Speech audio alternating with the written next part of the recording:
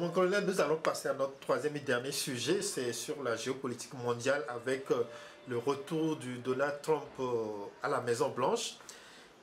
Donald Trump lui disait un peu avant son élection que s'il avait été au pouvoir, il n'y aurait jamais eu les attaques du 7 octobre à Gaza, non, en Israël, et qu'il réglerait la crise russo-ukrainienne en 24 heures. Bon, maintenant qu'il est aux affaires, il a repoussé ça à 6 mois. Alors, est-ce que vous pensez que le monde se portera mieux avec Trump? Est-ce que les crises seront réglées? Moi, On peut commencer peut-être par la crise russo-ukrainienne. Oui, c'est-à-dire que moi, quand je regarde Trump, on a déjà goûté du Trump, hein, Oui. Le premier mandat avant Biden. Il y a un plan de résistance, n'est-ce pas? Mais il semblait plus doux à ce moment. Hein. Mais ça, il est venu avec... Là, il prend sa revanche en direct. Voilà, il est venu avec une... Parce que lui, Trump, sur le plan intérieur, son problème, c'est Obama et Biden. Parce que Obama et Biden, c'est la même chose.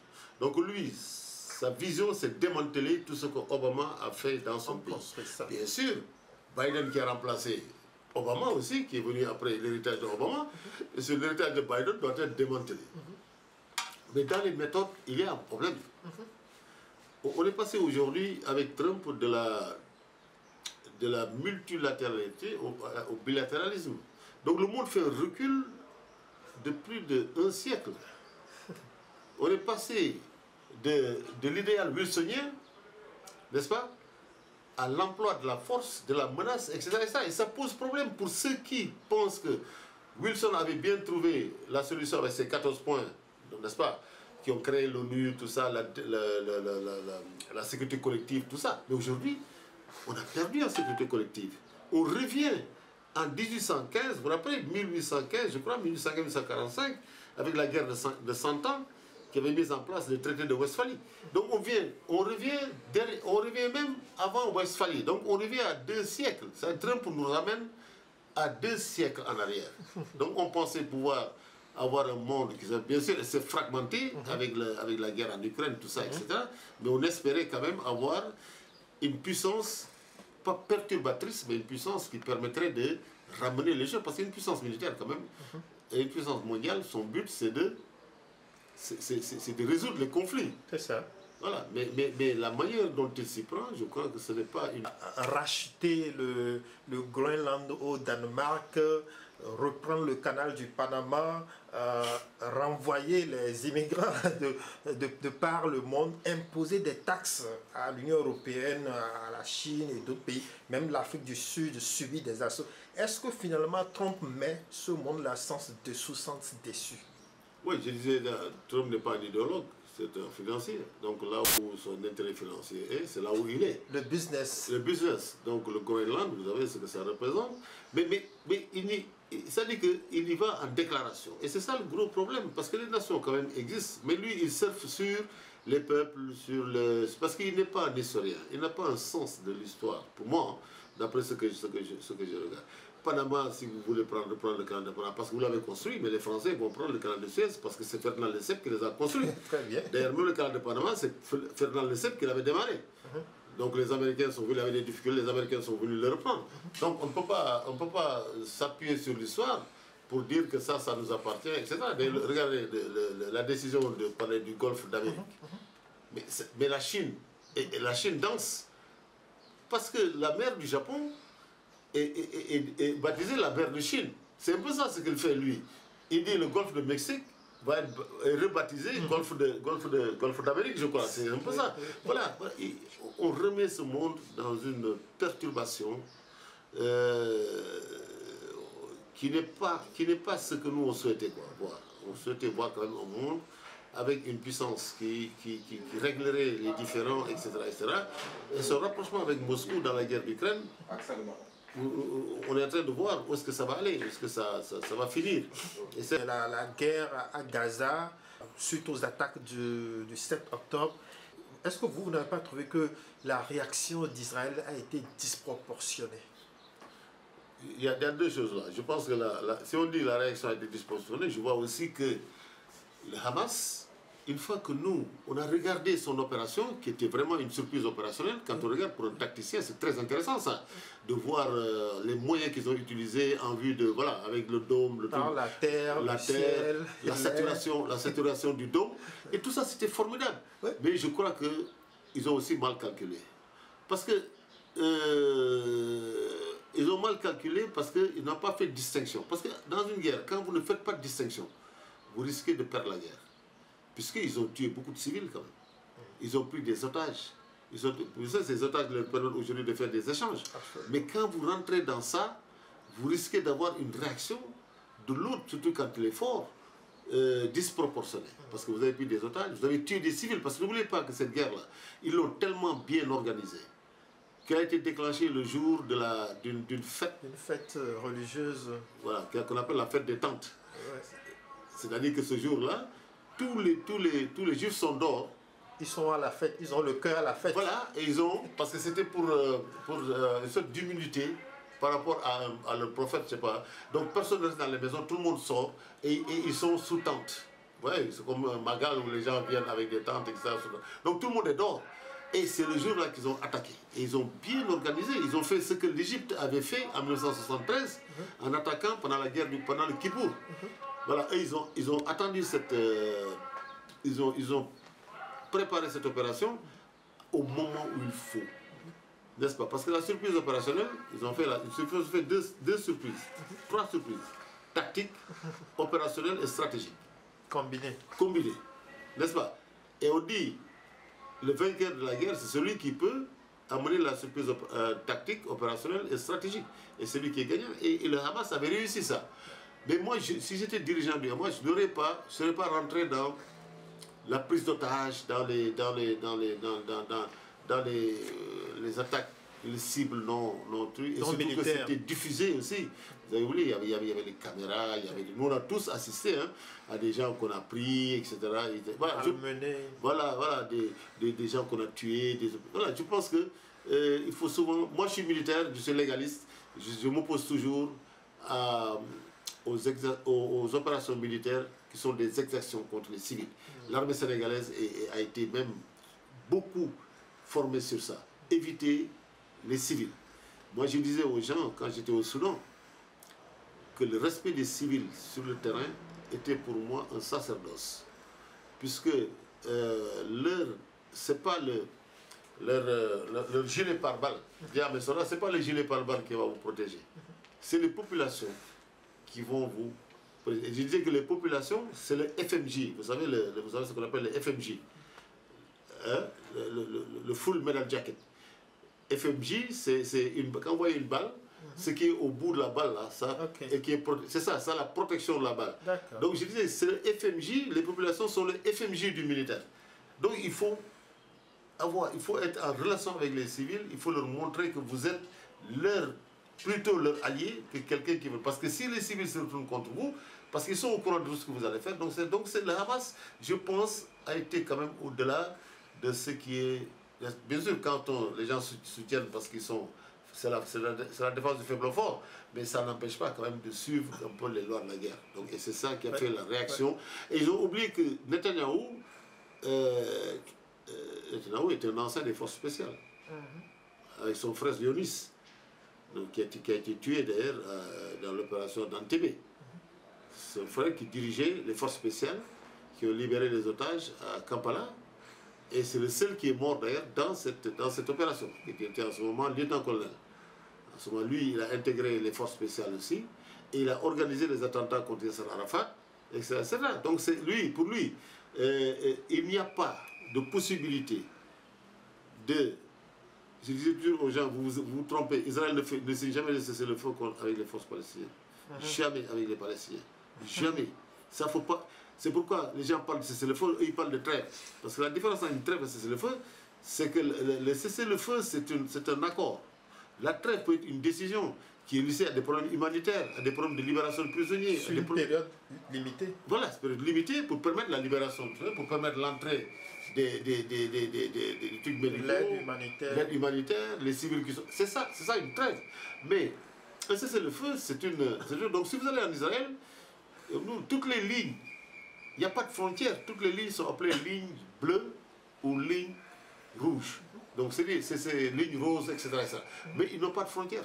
Parce que eux, donc, à tout moment, ils sont capables de sauter cette ligne parce qu'il n'est pas reconnu sur le plan international. C'est uniquement sur les cartes pour aller attaquer ou bien assurer la sécurité d'Israël au loin. Donc sécurité au loin avec les Palestiniens.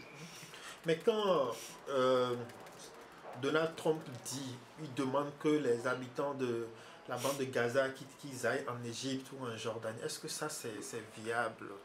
Non, ça dit que Trump est américain. Oui.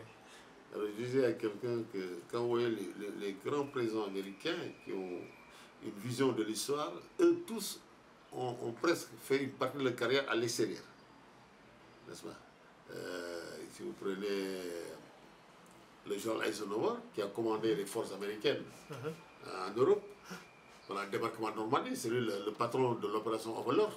Il a eu une interaction avec De Gaulle, avec Churchill, avec les forces. Voilà, donc c'est des gars qui ont une culture de l'extérieur. Bill Clinton a étudié en Yougoslavie, à Cambridge, etc. Donc ce n'était pas un gars qui est resté aux États-Unis, parce que les États-Unis eux-mêmes, c'est un continent. Donc quand vous restez américain, tout seul, vous n'avez aucune idée de la géographie, aucune idée de l'histoire du monde. Vous avez la géographie américaine qui est déjà suffisante. Il y a 52 États, ça suffit. Parce qu'on dit que l'Amérique est défendue par sa géographie. Donc vous avez l'esprit fermé. Donc Trump croit que ce qu'on a fait au Nevada, etc., dans les territoires indiens, peut être fait là-bas. Parce qu'on a déplacé les Indiens dans les réserves pour reconstruire ces pays. Donc lui, aussi simple qu'il a, il dit bon, donc je peux le faire parce que ça a été fait aux États-Unis, dans l'histoire, on a déplacé les Indiens, on a déplacé des trucs en Arkansas, un truc, etc. C'est pourquoi j'ai écrit un article, je disais, Trump, Gaza, c'est pas l'Arkansas. Gaza, c'est 1500 ans avant Jésus-Christ. L'Amérique, c'est 1776 à la guerre d'indépendance. Donc vous ne pouvez pas. Voilà. Et tous les prophètes ont été en Palestine, étaient à Gaza, etc. Et je vais même donner l'exemple de beaucoup de prophètes qui sont passés là-bas. Je donne l'exemple de Samson et Dalida. C'est de là, c'est de Gaza qui sont l'histoire, se trouve à Gaza. N'est-ce pas? Les docteurs de la foi de l'islam ont enterrés là-bas, ils sont nés là-bas, ils ont grandi là-bas, etc., etc. Donc ça, il faut le comprendre que c'est une vieille nation. On ne déplace pas une vieille nation, une vie comme ça. Donc je crois que c'est une vision américano-américaine, voilà, qu'il a. Et l'histoire, pour lui, c'est l'histoire des États-Unis. Donc c'est l'histoire de la construction de son pays qu'il veut ramener là-bas. Donc je crois que c'est une erreur de perspective. Oui. Mais tous les chefs qui n'ont pas le sens de l'histoire prennent des décisions des fois qui sont complètement en dehors de la vision humaniste, en dehors du respect des peuples.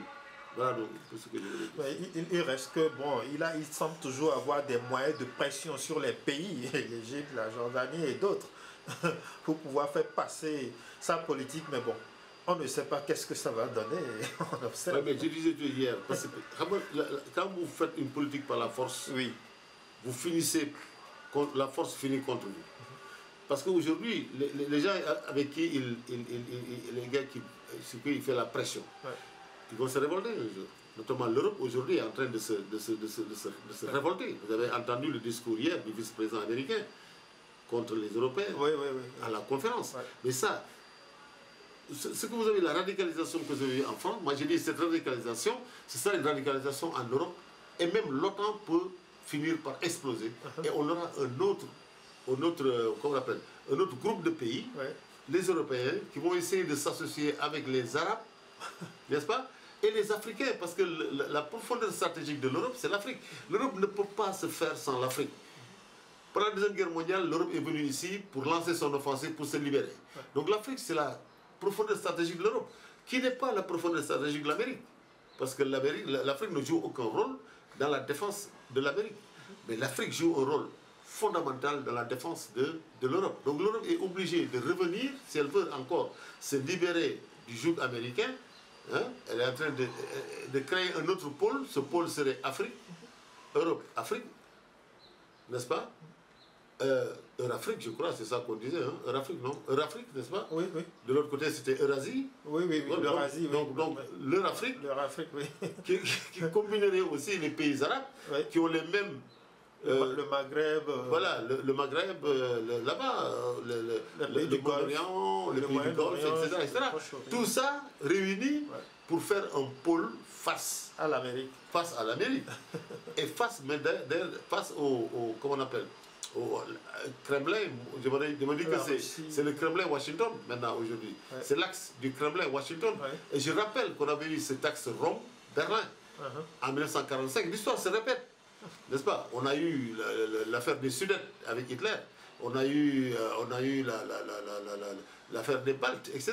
Et tout ça, on est en train de revenir encore avant 1933 avec la montée des social-démocrates, la montée de l'extrême droite. Et il a dit très clairement qu'ils vont pousser dans les pays européens l'émergence de l'extrême droite. Et ça, il ne l'a pas caché, parce qu'il a dit, nous allons aider l'extrême droite à conquérir le pouvoir. Ce sera donc le RN en France, ce sera en Allemagne, donc ils n'auront que des États, des pouvoirs d'extrême droite. D'ailleurs, il est très ami avec Milei de l'Argentine, il était ami avec Bolsonaro. Bolsonaro qui ne croit pas à l'État, etc. Et aujourd'hui, il veut aider tous les... Mais il a dit Orban. En Hongrie, Viktor Orban. Voilà, donc, mais en Europe, même en Allemagne et en France, il veut, regardez ce qu'il a invité. En Italie, tout ça, c'est des pays où il veut remettre au pouvoir extrême droite. C'est ça. Voilà, que tous soient ensemble. L'Amérique est capable de ça. Elle est capable de ça. Ils l'ont dit. Ils ont dit qu'ils vont aider. C'est pourquoi ils disaient que les Européens ne sont pas démocrates, hier dans son discours. Mais il faisait référence aux partis d'extrême droite qui sont un peu... les gens vont à l'assaut de ces partis, comme en France, hein, quand il y a une élection, tout le monde va à l'assaut du truc, etc. Donc c'est pour ça qu'ils défendent ces gens-là. Donc ils veulent un retour de l'extrême droite en Europe. Donc il y aura l'extrême droite en France, l'extrême droite en Europe, il y aura la Russie. Donc on aura donc dans un monde de confrontation, un monde on ne sait pas où on va. Voilà. Il est même allé jusqu'à s'immiscer dans les affaires de l'Afrique du Sud, parce que les Blancs se plaignent de la redistribution des terres que l'État sud-africain est en train de faire. Donc il impose des sanctions étouffantes à l'Afrique du Sud. Mais il y a beaucoup qui lui disent, mais quel est ton problème? Notre problème. Vous dites que vous nous donnez des territoires là-bas, et vous expulsez les Africains. Ça veut dire qu'il y a un problème de cohérence. C'est la race blanche manifestement qui défend à travers le monde. Mais bien sûr. Mais toi aussi, le racisme est devenu clairement débridé. Mais bien sûr, quand vous envoyez les trucs, vous effacez Obama, vous regardez le gouvernement, il n'y a pas de noir. Il n'y a pas aucun noir dans ce gouvernement-là. Donc lui, c'est ce qu'on appelle le power blanc. Donc il a un peu ces racines-là. Ouais. Donc, d'ailleurs, ceux qui l'ont élu... Le suprémacisme blanc. La suprématie blanche. Ceux qui l'ont élu viennent de zones de Bible. Je ne sais pas si vous connaissez bien l'Amérique. Moi, j'ai vécu dans le Bible Belt. Ce sont ces gens qui sont ruraux, qui ont encore le stigma du Ku Klux Klan, les trucs des noirs, blancs, etc.